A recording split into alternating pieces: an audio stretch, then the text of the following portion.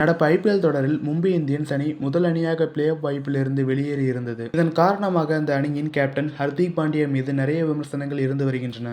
இந்த நிலையில் அவர் மீது விமர்சனத்தை முன்வைத்த ஏபிடி வில்லியம்ஸ் மற்றும் கெவின் பீட்டர்சன் மீது கௌதம் கம்பீர் தன் விமர்சனத்தை முன்வைத்திருந்தார். தற்போது இதை கெவின் பீட்டர்சன் ஏற்றுக்கொண்டு ஆச்சரியப்படுத்தியிருக்கிறார். முதலில் ஏபிடி வில்லியம்ஸ் மற்றும் கெவின் பீட்டர்சன் இருவரும் ஹர்திக் பாண்டியா நல்ல கேப்டன் கிடையாது என்று பேசியிருந்தார்கள். மேலும் ஏபிடி வில்லியம்ஸ் ஹர்திக் பாண்டியா தன்னை தோனி போல் காட்டிக்கொள்ள முயற்சி செய்கிறார், ஆனால் அவருடைய இயல்பு அது கிடையாது என்பதாகவும் கூறியிருந்தார். வில்லியம்ஸ் செய்த விமர்சனத்திற்கு வெளியில் இருந்து கடுமையான எதிர்ப்புகள் உருவானது. இந்த நிலையில் கம்பீர் ஹர்திக் பாண்டியா மீதான இவர்களின் விமர்சனம் குறித்து பேசும் பொழுது இந்த இருவருமே தங்களது கேப்டன் பொறுப்பில் பெரிதாக எதையும் செய்ததாக நினைக்கவில்லை என்றும், மேலும் வில்லியம்ஸ் ஐபிஎல் தொடரில் கேப்டனாக இருந்ததில்லை என்றும், அவர் தன்னுடைய பேட்டிங்